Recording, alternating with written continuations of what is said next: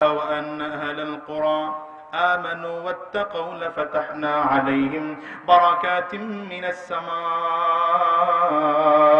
والأرض রব্বে করিম ডাক দেয়, যদি কোনো মানুষ, কোনো এলাকার মানুষ, কোনো গোত্রের মানুষ, কোনো মহল্লার মানুষ, কোনো ওয়ার্ডের মানুষ, কোনো জেলার মানুষ দুইটা গুণ অর্জন করতে পারে, এক নম্বর গুণ হলো যদি ঈমান আনতে পারে, দ্বিতীয় নম্বর গুণ যদি তাকওয়া গ্রহণ করতে পারে, আমার আল্লাহ তাআলা বলেন আসমান জমিনের যত বরকতের দরজা আছে আমি আল্লাহ সবগুলো খুলে দেব।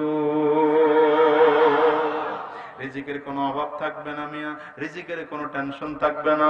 মুসলমান ভাইরা আমার, এজন্য আমার নবীর আদর্শ টিকায় রাখার দরকার আছে না? না, নবীর আদর্শ লাগবে কি লাগবে না? জোরে কও। সাহাবায়ে কেরামদের যুগে, আমার নবীর সাহাবায়ে কেরামদের যুগে খাবার কম ছিল, টাকা পয়সা কম ছিল, কিন্তু বলুন তো শান্তির কোনো অভাব ছিল নাকি? কেন ছিল না? কারণ কি? আদর্শের কোনো ত্রুটি ছিল না। আর এই সমাজের মধ্যে টাকাও কম নাই, ক্ষমতাও কম নাই, দাপটও কম নাই, সব ঠিক আছে, কিন্তু শান্তি, শান্তি নিয়ে বড় টেনশনে আছে। শান্তি নাই, লোকে বলে শান্তি নাই, এই দিকে বলে শান্তি নাই, ওই দিকে বলে শান্তি নাই। শান্তি আসবে কোথা থেকে মিয়া? ইসলাম ছাড়া শান্তি কোথাও পাওয়া যাবে না। একমাত্র শান্তির ধর্ম হচ্ছে ইসলাম। ঠিক কিনা? আওয়াজ করে জোরে বলে, আরো জোরে চিল্লায় বলেন। দুনিয়ার যত জায়গায় শান্তি খুঁজে মিয়া, এই সমস্ত জায়গায় শান্তি পাওয়া যায় না। শান্তি যদি পাইতে হয় আমার নবীর আদর্শ গ্রহণ করতে হয়। দুনিয়ায় শান্তি, পরকালীন মুক্তি। দুনিয়ায় শান্তি, পরকালীন মুক্তি। দুনিয়ার মধ্যে উল্টাপাল্টা রাস্তায় চলো, এই যুবক এই সমস্ত রাস্তা ছেড়ে দিয়া ইসলামের রাস্তায় আসো। পায়ে হাত দিয়ে বলে গেলাম, আল্লাহর কসম করে বলে গেলাম, দুনিয়া শান্তি পাইবা, পরকালেও মুক্তি পাইবা। ওই আরব দেশের একজন যুবক, নাম হচ্ছে মুসা বিন মুহাম্মদ, বাদশার ছেলে, বিশাল বড় রাজার ছিল। রাজার ছেলে হওয়ার কারণে তার আরামায়ের জীবনে যা করার কোনোটাই কমতি করে নাই, কোনোটাই কম করে নাই। যতটুকু আরামায়েশ করার দরকার ছিল করেছে, দুনিয়া যতটুকু উপভোগ করার ছিল ততটুকুই করেছে। টাকা পয়সার কোনো অভাব নাই, ধন সম্পদ, ক্ষমতা, মান ইজ্জতের কোনো অভাব নাই। এই মুসা বিন মুহাম্মদের প্রতিদিনের কাজ ছিল সারাদিনটা ঘুমাইতো, ঘোরাফেরা করতো, আর উল্টো পাল্টা কাজ।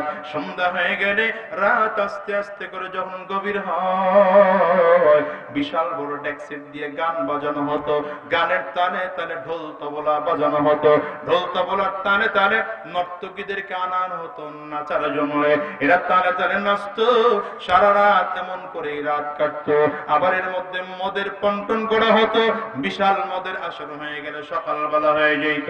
সকাল হয়ে গেলে মুসা বিন মুহাম্মদের ওই নর্তকীদের মধ্য থেকে যার পছন্দ হয় এমন একটা লোকরে, এমন একটা মেয়েকে নিয়ে সারাটা দিন জিনা বিচারের মধ্যে কাটাইতো।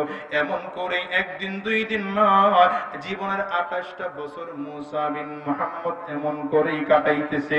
হঠাৎ করে এক গভীর রাত, ফুল সাউন্ডে গান বাজতেছে, নর্তকীরা নাচতেছে, ঢোলের বাড়িগুলো চলতেছে, কিন্তু মুসা বিন মুহাম্মদের কানের মধ্যে কোথা থেকে যেন গায়েবী এক আওয়াজ আসতেছে, কোথা থেকে যেন মালিকের কালামের তিলাওয়াতের আওয়াজ হয়। তিলাওয়াতের আওয়াজ শুনে মন্ত্রমুগ্ধের মতো মুগ্ধ হয়ে গেলেন। ইশারা করে নর্তকীদেরকে বললেন, নাচা বন্ধ করে দাও। বন্ধ করে দেওয়া হলো। গান, ঢোল, তবলা যারা বাজায় তাদেরকেও বন্ধ করে দেওয়া হলো। 2-3 জন লোককে পাঠানো হলো, চমৎকার কণ্ঠের কোরআন তেলাওয়াত কোথায় হয় বের করে নিয়ে আসো। মহল্লার প্রতিটা ঘর খুঁজতেছে, কোথাও পায় না। খুঁজে খুঁজে গিয়ে দেখে মসজিদের মধ্যে একজন যুবক জীর্ণ শীর্ণ পোশাক পরে দাঁড়াইয়া দাঁড়াইয়া নামাজের মধ্যে আমার মালিকের কালামের তিলাওয়াত চালায়।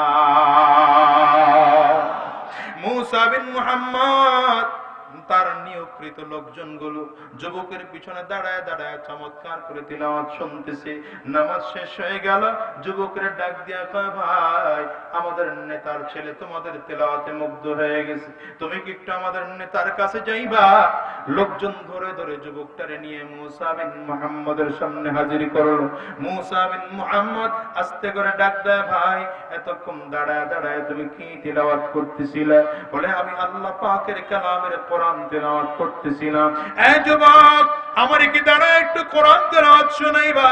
জীর্ণ শীর্ণ পোশাক পরিহিত চমৎকার কণ্ঠের অধিকারী যুবক ডাক দিয়া কয়, মুসা আমি শোনাইতে পারি, তবে আমার একটা শর্ত আছে, আমি যেমন তেমন যাকে কাকে তাকে শোনাই না।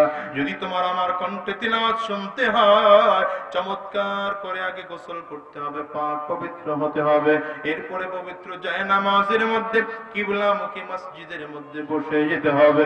যদি পারো তাইলে আমি তোমারে আমার মালিকের কালামের তিলাওয়াত শোনাইতে পারি। মুসা বিন মুহাম্মদ রেডি হয়ে গেল। বাদশার ছেলে আজকে সব ছেড়ে দিয়ে চমৎকার করে গোসল কইরা পাক পবিত্র কাপড় পরিধান করে মসজিদের মধ্যে জায়নামাজের মধ্যে বসে গেছে। জায়নামাজের মধ্যে বসে গেলে যুবক আল্লাহর বান্দা দাঁড়াইয়া দাঁড়াইয়া তিলাওয়াত করা কৃত আয়াত আবার নতুন করে পড়তে আরম্ভ করেছে। আলাল আরাইকি ইয়ানজুরুন তারিফু ফি ওজুহিহিম নাযরাতান নাঈম ইউসকাউনা মির রাহিকিম মাখতুম খিতামুহু মিসক ওয়া ফি যালিকা ফালইয়াতানাফাসিল মুতানাফিসুন ওয়া মিজাজুহু মিন تسنيم عينا يشرب بها المقربون।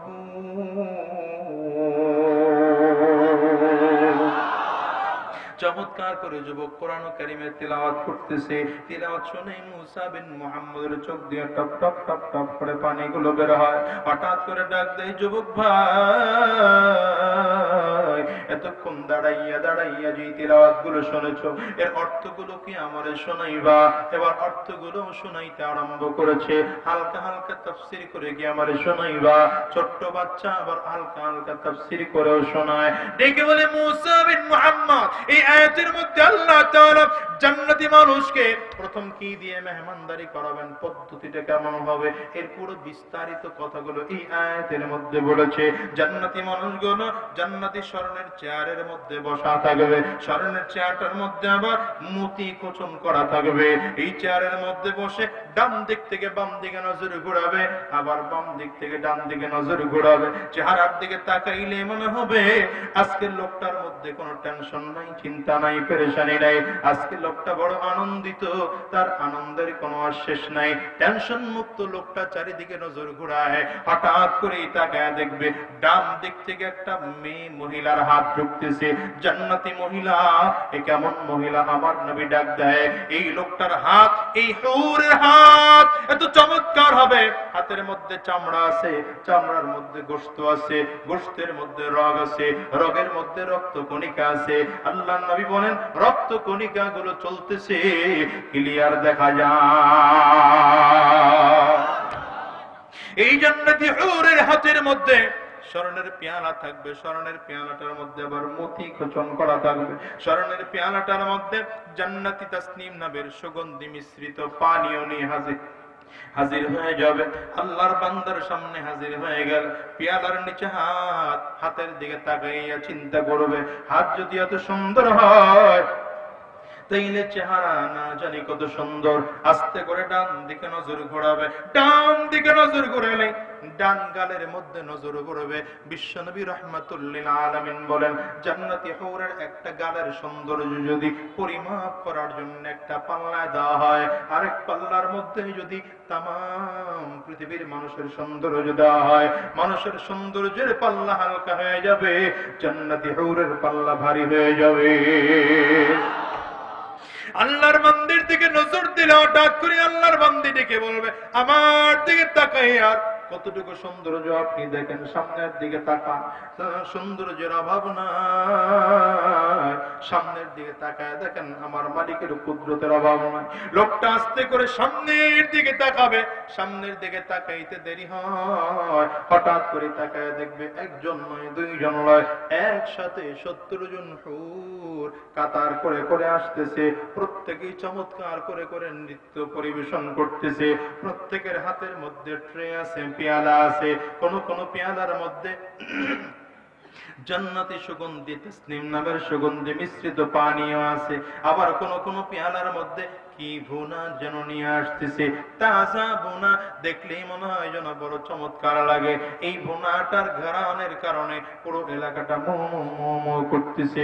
লোকটার সামনে এসে, জান্নাতি মানুষের সামনে এসে বলা হবে, আল্লাহর বান্দা, মনে যত চায় তত খাও, মনে যত চায় তত খাও। আল্লাহর বান্দা জিজ্ঞাসা করবে, কি খানা এটা? জান্নাতি হুরেরা কোমল কণ্ঠ দিয়ে উত্তর দিবে, আল্লাহর বান্দা, খানা চিনো না? এই খানা হচ্ছে আমার আল্লাহ জান্নাতি মাছের কলিজা ভুনা। আল্লাহর বান্দা এক একটা টুকরা করে মুখের মধ্যে নিবে, পেয়ালা থেকে এক এক চুমুক করে করে পানি মুখের মধ্যে দেবে। হঠাৎ করে দেখবে উপর দিকে থেকে একটা আলো এসে কপালের মধ্যে পড়েছে। এই আলোটা বড় চমৎকার, দুনিয়ার লাইটের আলোর মতো নয়। এই আলোর দিকে তাকাইলে তো চক্ষু ঘোলায় যায়, ওই লাইটের আলোর দিকে তাকাইলে তাকাইতেই মনে চায়, তাকাইতে দেরি হবে। হঠাৎ করে দেখবে আওয়াজ আসতেছে, আসসালামু আলাইকা ইয়া ইবাদি। এটা দুনিয়ার কোন আওয়াজ নয়, এটা আমার মালিক আল্লাহর কণ্ঠের আওয়াজ। আমার মালিক বান্দার সাথে এবার সরাসরি সাক্ষাৎ দিতেছেন। বান্দা তাকায় থাকবে, কোথায় হুর, কোথায় গিলমান, কোথায় নাচ, কোথায় নামাজ, কোথায় মাছের করে যাব না, কোথায় জান্নাতি তাসনিম নামের সুগন্ধি। আমার মালিকের দিকে তাকায় থাকবে, এক নজরের মধ্যে 70,000 বছর চলে যাবে। 70,000 বছরের মধ্যে বান্দা একটা চোখের পলক পর্যন্ত ফেলবে না। আল্লাহর বান্দা চমৎকার করে ঘটনার বর্ণনা করতেছে। মুসা বিন মুহাম্মদের চোখ দিয়ে যেন টপ টপ টপ টপ করে পানিগুলো পড়তেছে। হঠাৎ করে আবেগ নিজের ধরতে না পাইরা বাচ্চাটার দিকে হাতটা বাড়ায় দিয়ে ডাক দিছে, কোরআনের হাফেজ সামনের দিকে আগা, এই কথাগুলো আমারে কেন আগে শোনাও না? আমি আগেই যদি জানতাম, আরো আগেই তওবা করে পাক্কা সাচ্চা মুসলমান হয়ে যাইতাম। আর উল্টা পাল্টা রাস্তায় চলতে চাই না। আমার মালিক আমার জন্য কত চমৎকার ব্যবস্থা রাখছে, আর দেরি করতে চাই না। আমারে তওবা পড়ায় দাও, আমারে পাক্কা সাচ্চা মুসলমান বানায় দাও। এবার মুসা বিন মুহাম্মদের তওবা পড়ায় দেওয়া হয়। বাদশাহী টোটাল রাজপ্রাসাদ ছেড়ে দিয়ে, সিংহাসন ছেড়ে দিয়ে, যত আরাম আয়েশ ছেড়ে দিয়ে, ছানার চয়ন গায়ের মধ্যে পেঁচাইয়া মহল্লার মসজিদের মধ্যে গিয়ে ঘুমায়, শক্ত পাথরের উপরে ঘুমায়। বাজার থেকে একটা কুড়াল নিয়ে মাঝে মাঝে বাগানের মধ্যে যায়, কাঠ কাইটা কাইটা বাজারে বিক্রি করে, কিছু টাকা জমা রাখে। ওই টাকা দিয়া আবার মাঝে মাঝে শক্ত আটার রুটি কিনে খায়। লোকজন ডাক দেয়, রে মুসা, তোর কি মোটেও খারাপ লাগে না? বাদশার ছেলে তুমি, তোমার কি মোটেও খারাপ লাগে না, কষ্ট লাগে না? জীবনে কোনোদিন শক্ত বিছানায় ঘুমাও নাই, জীবন ভর তো আর নরমের বিছানায় ঘুমাইছো, জীবন ভর কোনোদিন শক্ত আটার রুটি তুমি খাও নাই। মুসা বিন মুহাম্মদ চোখ দিয়ে টপ টপ করে পানিগুলো ফেলায়, আর ডেকে ডেকে বলে, ভাই কি করবো বলো না? জীবনের 28টা বছর তো আমি অন্যায় কম করি নাই, আমার মালিকের গোলামি বাদ দিয়ে উল্টো রাস্তায় তো কম চলি নাই। আমি জীবনের 28টা বছর যত আরাম আয়েশ করার দরকার ছিল সব করেছি। আমার এবার চিন্তা আসছে, আমার মালিক যদি আমারে ধরে, আমি আমার মালিকের কাছে কি জবাব দেব? এই জন্য আমি নরম বিছানা ছেড়ে দিলাম, নরম আটার রুটি ছেড়ে দিলাম। এখন থেকে যতদিন দুনিয়ায় বেঁচে থাকবো, আমি নরম আটা আর কোনোদিন খাবো না। হালাল উপার্জন ছাড়া আর কোনোদিন খানা খাবো না। এ ভাই, যদি আল্লাহ তাআলা আমারে কোনোদিন তৌফিক দেয়, আমি একটু একটু করে মদিনার উদ্দেশ্যে যাব। জীবনের শেষ বয়সে মুসা বিন মুহাম্মদ হাইটা হাইটা রওনা করেছেন মক্কার দিকে। হেঁটে হেঁটে মাঝে মাঝে মদিনায় যাইতে, মাঝে মাঝে নবীজির রওজার পাশে দাঁড়াইয়া, নবীজির রওজার পাশে দাঁড়ায়া বান্দা চোখের পানি ছেড়ে কান্না করতেন, আর ডেকে বলতেন, আল্লাহ তুমি তো ভালো করে জানো আমি জীবনে কত গুনাহ করেছি। নবী আমার, তুমি আমার পক্ষে কিয়ামতের দিন সুপারিশ করবানি, আমারে কি তুমি উম্মত বলে পরিচয় দিবানি? মাঝে মাঝে হাইটা হাইটা কাবার কাছে আসতো, কাবার গিলাফ ধরে আল্লাহর বান্দা চোখের পানিগুলো ছেড়ে কান্না করতো, আর ডাক দিয়া বলতো, দয়ার মালিক,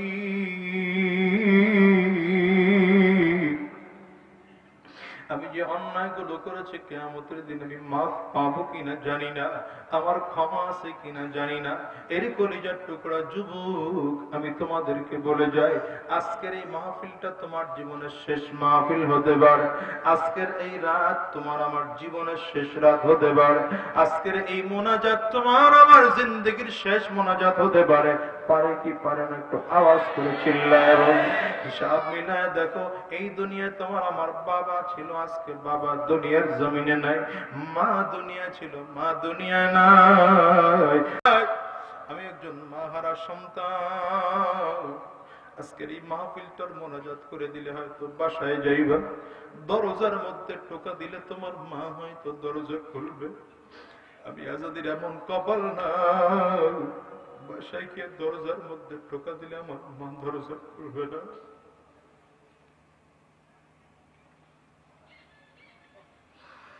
আমি কথাটা তোমারে কেমনে বুঝাবো জানি না, তুমি মনটারে বুঝা দেখো, এই দুনিয়া মা ছিল, আজকে তোমার মা না, বাবা ছিল, আজকে বাবা দুনিয়ার জমিনে না।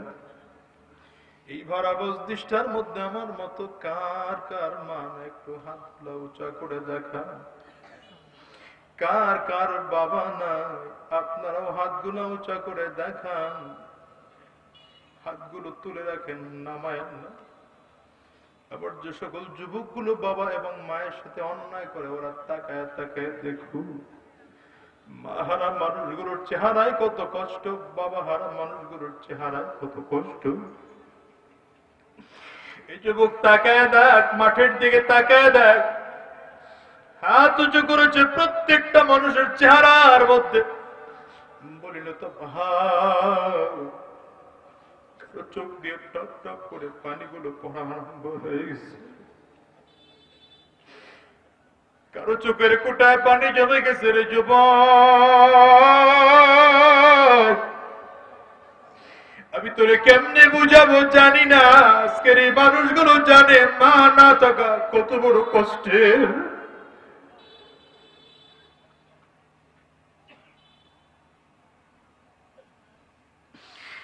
বাবা না থাকা কত কষ্টের, এই মানুষগুলোর কাছে জিজ্ঞাসা করো। দুনিয়ার টাকা পয়সা দাম দৌলত ইজ্জত ক্ষমতার চেয়েদের কাছে মায়ের দাম বেশি, বাবার দাম বেশি। আজকে যদি এরা দুনিয়ার টাকা পয়সা না পাইতো, মাকে যদি একটু মা বলে ডাকতে পারত, বাবাকে যদি একটু বাবা বলে ডাকতে পারতো, হয়তো কলিজাটা ঠান্ডা হয়ে যেত। কলিজার টুকরা যুবক রে, আমি তোরে বইলে যাই রে ভাই, আজকের এই মাহফিলটা তোমার আমার জীবনের শেষ মাহফিল হতে পারে। মা দুনিয়ায় নাই, অনেকের বাবা দুনিয়ায় নাই, অনেকের বড় ভাইটাও দুনিয়ায় নাই। হিসাব মিলায় দেখো, তোমার আমার সিরিয়াল পড়ে গেছে। তুমি মনে রেখো, দুনিয়া আসার কিন্তু সিরিয়াল আছে, যাওয়ার কিন্তু কোনো সিরিয়াল নাই। আসার সময় আগে দাদা আসে, তারপরে বাবা আসে, তারপরে সন্তান আসে। যাওয়ার সময় এমন হয়, দাদা দুনিয়া থেকে, নাতি দুনিয়া থেকে বিদায় হয়, বাবা দুনিয়া থেকে, সন্তান দুনিয়া থেকে বিদায় হয়। এমন হয় কি হয় না? আওয়াজ করে একটু চিল্লায় বলো। আরে দুনিয়ার মুসলমান, আজকের এই মস্তিষ্কের মধ্যে জীবনের শেষ মাহফিল মনে কইরা, আহারে জীবনের শেষ মোনাজাত মনে কইরা, আজকের এ রাতকে জীবনের শেষ রাত মনে কইরা আমার আল্লাহর কাছে ওয়াদা করব, আল্লাহ যতদিন চলেছি উল্টো পাল্টা চলেছি, আর উল্টো পাল্টা চলবো না। যতদিন দুনিয়ায় থাকবো নবীর আদর্শ মেনে মেনে চলবো, তোমার হুকুম মেনে মেনে চলবো। কারা কারা তৈয়ার আছো? দুইটা হাত উঁচা করে তোমার আল্লাহরে দেখাও, চিৎকার করে একটা ডাক দিয়ে বলো আল্লাহ। আওয়াজ করে আরো জোরে বলো আল্লাহ। জবান খুলে জোরে বলো আল্লাহ। চোখে যদি পানি না আসে কান্নার বাঁধ ধরে বলো আল্লাহ। এর যুবক ডানে আর বামে তাকা,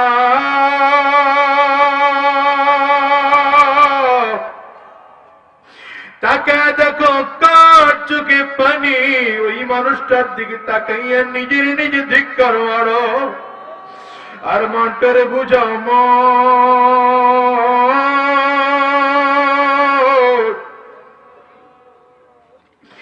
এই দুনিয়ায় কেউ থাকতে পারে নাই, তুমি আর আমিও থাকতে পারবো না।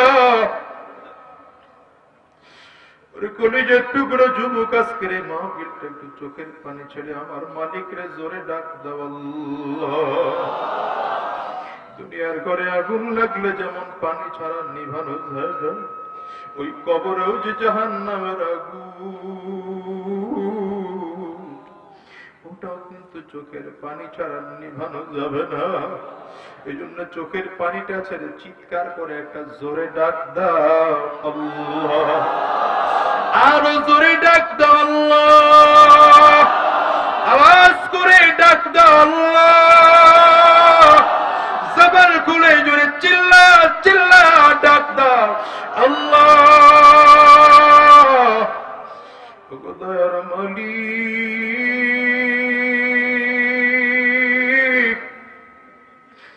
যতগুলো গোলাম আমরা দুইটা হাত উঁচু করলাম, আয় আল্লাহ জানি না কার মা নাই কার বাবা নাই, সবাই মিলে আল্লাহ আমরা দুইটা হাত উঁচু করলাম, ওয়াদা করলাম আর নবীর তরিকা ছাড়া উল্টো লাইনে চলবো না, তোমার হুকুম ছাড়া আর উল্টো লাইনে চলবো না। আল্লাহ তুমি কবুল করে নাও, কবুল করে নাও, কবুল করে নাও। জবান খুলে বলো আমিন, আওয়াজ করে চিৎকার করে জোরে বলো আল্লাহুম্মা আমিন।